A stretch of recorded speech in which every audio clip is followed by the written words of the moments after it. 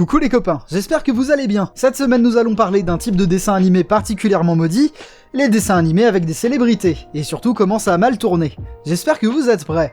Les dessins animés avec des célébrités, c'est un procédé relativement vieux, directement hérité du format papier. C'est en général des productions un petit peu nulles, mais qui ont quand même joué dans l'histoire de la télévision. À l'image du dessin animé des Beatles, un des premiers du genre. L'animation est minimale, voire carrément insuffisante, et la scénarisation quant à elle est carrément inexistante. C'est vraiment pas une recommandation, mais c'est pas tant le dessin animé en lui-même qui est intéressant. Figurez-vous que lors de sa première diffusion, et contre toute attente, il a pulvérisé absolument tous les records d'audimat, notamment chez les adultes. La porte était alors grande ouverte, et c'est bien des dizaines de productions de ce type qui ont vu le jour. Et malgré la qualité de ces dessins animés qui est ce qu'elle est, certains d'entre eux ont vraiment été importants rétrospectivement. Vous voulez un exemple concret ?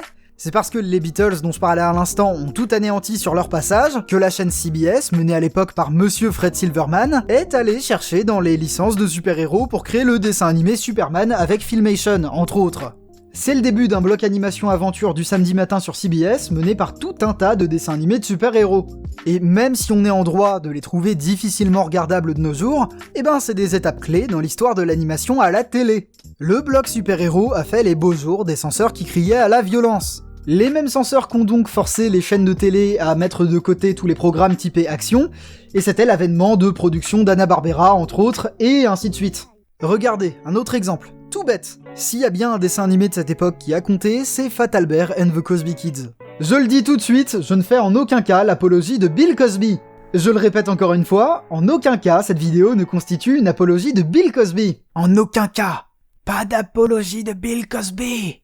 C'est un dessin animé produit par Filmation, auquel Bill Cosby a associé son image, encore propre à l'époque. Encore une fois, animation vraiment minimale, mais écriture particulièrement bonne et nuancée qui a permis de véhiculer beaucoup plus d'idées à beaucoup plus d'enfants en plein développement sur des questions morales et politiques que ne l'aurait jamais fait un Musclor par exemple. Et tant qu'on parle de Fatalbear, il y a un truc dont j'aurai sans doute jamais l'occasion de parler à l'avenir, alors je me lance. Il existe un épisode tout à fait incroyable. Un épisode dans lequel les personnages se retrouvent impliqués dans un délit mineur, vont en prison pour une journée et se font harceler par les détenus. If someone tougher tells you to do something, you have to do it, no matter what it is.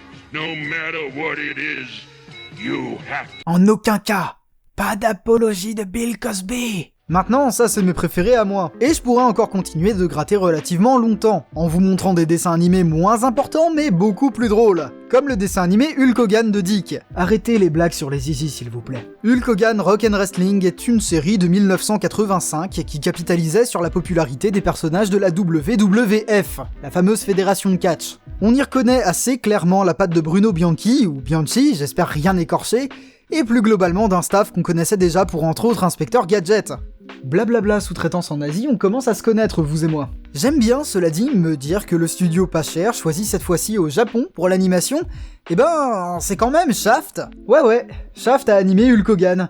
Avec d'autres studios quand même, mais Shaft, bordel. J'adore Zetsubo Sensei. Retour à nos catcheurs, c'est pas un dessin animé spécialement sérieux ou scénarisé. C'est très manichéen, il y a des gentils et des méchants dans des épisodes stand-alone de plutôt bonne facture pour ce qui était diffusé à l'époque. Il y a paradoxalement pas de catch, et tout repose plus ou moins sur le charisme des personnages qui vivent des trucs de dessin animé. Il y flotte un air de n'importe quoi constant certes, mais c'est pas un mauvais spectacle du tout. Si on creuse un peu, par contre, on peut commencer à trouver des trucs vraiment affreux. Le seul et véritable maître du dessin animé tiré de célébrités tout à fait médiocre, c'était le studio Ruby Spears. Un studio qui avait été fondé par deux vétérans de Hanna-Barbera, un autre studio majeur qui était déjà connu pour ses dessins animés marquants certes, mais à l'animation sommaire. Optimisé pour la télé de l'époque, quoi. Le cahier des charges de Ruby Spears était à peu près le même, à savoir de la production pas chère. Et alors là, c'est festival. On leur doit le cartoon Mr. T, sur lequel je ne dirai rien pour l'oublier plus vite, mais on leur doit aussi le cartoon Rambo, dont je vais même pas vous parler non plus. Pas tellement par paresse comme pour Mr. T, mais simplement pour pas vous gâcher la surprise. Parce que c'est incroyable.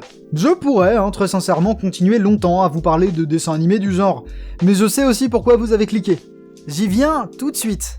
Hulk Hogan, Rambo et Mr. T faisaient partie d'un même bloc prévu pour la télévision. Un bloc dont la dernière pièce manquante n'est autre que le dessin animé d'aujourd'hui.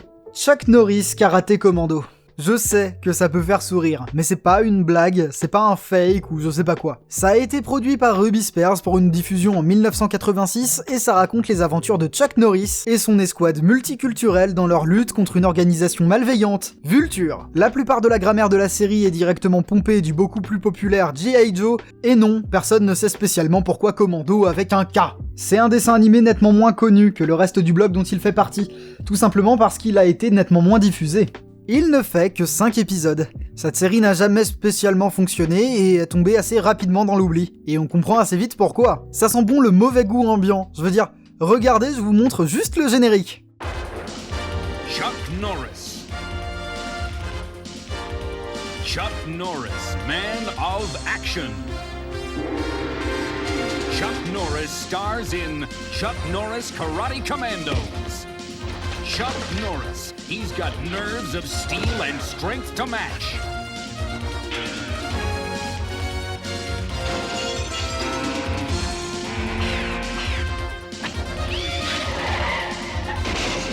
Chuck Norris with his team, Pepper. It's too dangerous, Chuck. Wow. Too much. Too much. Kimo, the samurai warrior.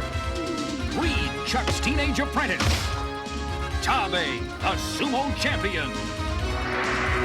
With Chuck Norris, they battle the sinister forces of the Claw. Remember this. And the ruthless Super Ninja. I'll finish Norris! Chuck Norris stars in Chuck Norris Karate Commandos. Je n'ai rien retouché, je n'ai rien remonté. Vous venez bien d'entendre Chuck Norris pas moins de 9 fois. Et pour ce qui est du générique en lui-même, c'est plutôt contractuel. On a très clairement affaire ici à un dessin animé qui souhaite te vendre des jouets. C'est pour ça que les armes et véhicules sont dans des couleurs bien plus flashy que le reste. Mais je crois que paradoxalement, mon truc préféré dans ce dessin animé, c'est ces passages de début et de fin d'épisode, avec un Chuck Norris en vrai, tranquille dans son dojo qui te parle directement. Pour ce qui est de l'animation, j'aimerais pouvoir vous dire que c'est minimal ou je sais pas quoi, mais non, là c'est carrément moche. Je dirais même beaucoup plus, c'est un manifeste de l'ensemble des choses qu'il faut pas faire quand on décide d'animer des scènes d'action. C'est tout simple, on a quelques scènes rotoscopées pas dégueulasses, basées sur le vrai Chuck Norris, mais le reste viole visiblement toutes les règles établies dans le monde de l'animation depuis sa création. Absolument rien n'a d'impact, jamais. Le timing est globalement bon pour la poubelle, et même la mise en scène sans l'arnaque la plupart du temps. C'est un effroyable spectacle. En bref, je suis complètement fan. Entendons-nous bien, c'est nul à chier, à tous les points de vue. Mais on a en face de nous un objet culturel étrange, perdu dans le temps et l'enfer de la production de dessins animés de son époque. Il y a même des jouets tout aussi dégueulasses que j'ai très envie d'acheter. Si quelqu'un a une karaté corvette à vendre, je suis preneur. Je suis très sérieux. C'est pas que ça n'a aucun espèce d'intérêt, loin de là. C'est que c'est sans doute un des nanars animés les plus mémorables qu'il m'ait été donné de voir. C'est un objet de culte relativement confidentiel de nos jours, qui se partage parfois entre passionnés autour de quelques bières, à pas d'heure du matin sur Adult Swim, Boomerang ou même directement VHS. Ou sur DVD aussi, mais j'ai pas reçu le mien à temps pour le tournage. Vraiment, hein, essayez d'y jeter un œil à un moment si ce que je vous ai montré jusque-là vous a pas effrayé, ça pourrait égayer votre journée. Et ça pourrait vous laisser quelques souvenirs, ou quelques séquelles. Voilà, cette vidéo est terminée, j'espère qu'elle vous aura plu. Commentez, partagez, abonnez-vous, tout ça m'aide énormément. Si ça vous intéresse, j'ai mis une bibliographie dans la description, et puis voilà, moi je vous dis à la semaine prochaine, bisous tout doux.